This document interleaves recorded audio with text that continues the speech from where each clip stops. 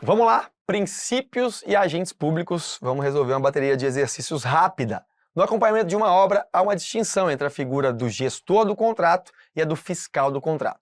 Dentre as atividades a seguir, assinale aquela que está atribuída ao fiscal de contrato. A. Renegociar preços contratados quando se afastarem das condições de mercado. Isso, alteração de contrato. Vamos ter que tratar com o gestor. Tomar medidas como a prorrogação do contrato quando cabível. Preciso prorrogar o contrato? Quem toma as medidas, as decisões, é quem detém o contrato, quem cuida do contrato é o gestor. O fiscal, no máximo, vai sugerir essa prorrogação. Conduzir a rescisão quando houver descumprimento de cláusula. Opa, o fiscal está lá, alega para o gestor, avisa o gestor, informa que está tendo descumprimento de cláusulas contratuais, ou ele mesmo, como gestor, observa, então é ele que toma essa decisão, não é o fiscal. Formalizar a atestação dos serviços prestados. Opa, eu atesto que esse serviço foi feito, eu atesto que 10 metros quadrados foram feitos de alvenaria, eu atesto que o piso do banheiro foi assentado, tanto técnica quanto quantitativamente, qualitativamente, quantitativamente. Opa, isso sim, papel do fiscal. Realizar o pagamento de faturas. Ele dá o ateste, mas ele encaminha para que o pagamento seja feito e o gestor é que cuida dos encaminhamentos subsequentes até o definitivo pagamento. Portanto, alternativa D, atribuição do fiscal formalizar e atestar serviços prestados. A obra pode ser recebida provisoriamente pelo gestor de contrato, desde que a vistoria seja realizada por um engenheiro civil que se responsabilize pela emissão de relatório técnico consubstanciado. Não, simplesmente não. Gestor de contrato, ele não pode participar do recebimento provisório. O recebimento provisório é feito pelo fiscal, por quem foi responsável pela sua execução. O gestor pode entrar no recebimento definitivo ou pode ser uma comissão com 3 membros. Portanto, errada. Um fiscal setorial de contrato faz parte da equipe de fiscalização do contrato, podendo ser servidor representante de um dos diversos setores do órgão, indicado para acompanhar a execução do contrato nos aspectos técnicos. É isso que ele faz. O órgão tem vários setores, ele é o fiscal que está ali mais próximo naquele setor onde acontece a obra. Ele é um fiscal setorial que vai concentrar ali a fiscalização técnica e administrativa em um único agente público. Considerando o disposto na 14.3.3, a designação de agentes públicos para o desempenho das funções de agente de contratação, fiscal e gestor de contrato, dispensa a obediência de requisitos legais. Que isso? Como é que eu não preciso respeitar a lei?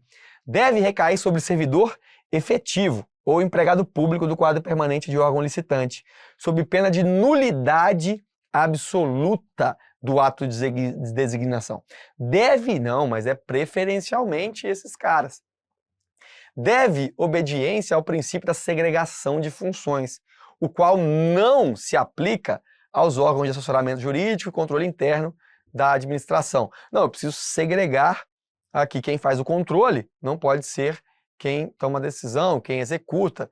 Afinal de contas, nós temos que segregar funções. Então, se aplica a todos os agentes, em todas as etapas. Pode recair sobre cônjuge ou companheiro de licitantes, como exceção, desde que obedeça ao princípio de segregação de funções. Não, aqui a ideia é que até o 3º grau nós não podemos ter servidores designados para atuar na fiscalização e na gestão de contratos. Deve preferencialmente recair sobre servidor efetivo ou empregado público do quadro permanente da administração. Portanto, este é o correto gabarito letra E. À luz da legislação pertinente à doutrina acerca de licitações e dos contratos administrativos, julgue o item. Caberá à autoridade máxima do órgão indicar, promover a gestão por competências e designar agentes públicos para o desempenho de funções essenciais à execução da lei de licitações e contratos, devendo observar o princípio da segregação de funções. É claro, segregação de funções tem que ser, na medida do possível, sempre respeitada. A nova lei de licitações dá grande relevo a ideia de segregação de funções como medida mitigatória de riscos no âmbito das licitações e contratações públicas. A respeito do princípio da segregação de funções, é correto afirmar que não possui relação com a ideia de alçadas de aprovação e mapeamento de processos, que são técnicas apartadas do gerenciamento de risco em organizações públicas e também organizações privadas. Veja, estamos falando da parte de gerenciamento de risco, falando que a segregação de funções não está relacionada a isso. A segregação de funções busca minimizar os riscos, então isso daqui não está correto. A sua implementação traz benefícios à organização, na medida em que resulta em um nível menor de overhead e despesas de turnover, graças à incorporação de técnicas de prevenção e repressão de fraudes. Não tem nada a ver com esses termos que foram utilizados aqui, a segregação de funções. Veda a designação do mesmo agente para atuação simultânea em funções mais susceptíveis a riscos, de modo a reduzir o risco de ocultação de erros e de ocorrência de fraudes. É essa, não tem outra opção, né? Vamos ver a outra. Pressupõe a existência de equipes especializadas em investigação corporativa. Não, viajou. Torna desnecessária a existência de políticas claras, e objetivas para o gerenciamento e mitigação de risco? Claro que não. As políticas devem continuar. Portanto, gabarito letra C. O artigo 7º da 14133 orienta que caberá à autoridade máxima do órgão da entidade a quem as normas de organização administrativa indicarem promover gestão por competência e designar agentes públicos para o desempenho de funções essenciais à execução desta lei, que preencham os seguintes requisitos. 1. Sejam preferencialmente servidor efetivo ou empregado público dos quadros permanentes da administração. Sim. 2. Tenham atribuições relacionadas à licitação e contratos ou possuam formação compatível com a qualificação atestada por certificação profissional emitida por escola de governo, criada e mantida pelo poder público. Também,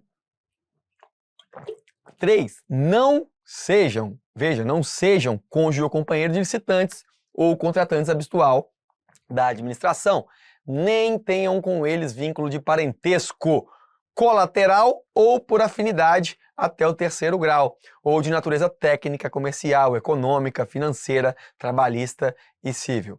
Veja, correto também, todos esses termos devem ser observados quando a autoridade máxima do órgão for, através de gestão por competência, designar agentes públicos. Última questão. Segundo a Lei de Licitações e Contratos, caberá à autoridade máxima do órgão ou a quem as normas de organização administrativa indicarem promover, mais uma vez, a mesma questão, gestão por competência, designar agentes públicos para o desempenho das funções, que preencham os seguintes requisitos. Vamos ver os requisitos se estão todos certos. Sejam servidores temporários ou efetivos do quadro da administração pública. Opa, aqui seja servidores, preferencialmente, servidor público ou empregado público. Então, os servidores temporários aqui não é uma obrigação, inclusive não é nem recomendado. Tenham atribuições relacionadas a licitações e contratos, dispensando formação ou qualificação atestada por certificação profissional. Falso, aqui a gente fala que são pessoas que tenham ali atribuições relacionadas a licitações e contratos ou possuam formação qualificada atestada por certificado. Então pode ser quem tem atribuição, mas não se dispensa ali a formação. Essa questão ficou bem estranha, né? Porque tenham atribuições relacionadas a licitações e contratos, dispensando-se formação ou qualificação atestada, como se tivesse que ser só pessoas que tenham atribuições relacionadas a licitações e contratos. Não, a gente pode ter também pessoas com formação compatível ou pessoas com qualificação atestada por certificação profissional, escola de governo e etc. Então também falso. Não sejam cônjuges ou companheiros de licitantes ou contratantes habituais da administração, nem tenham com eles vínculo de parentesco, colateral ou por afinidade até o 3º grau, ou de natureza técnica, comercial, econômica, financeira, trabalhista e civil. Essa está certa. 1 e 2, veja, que também 1 e 2 estavam certas, transformaram em erradas. Portanto, aqui somente é correta a alternativa 3 e assim a gente encerra mais esse bloco.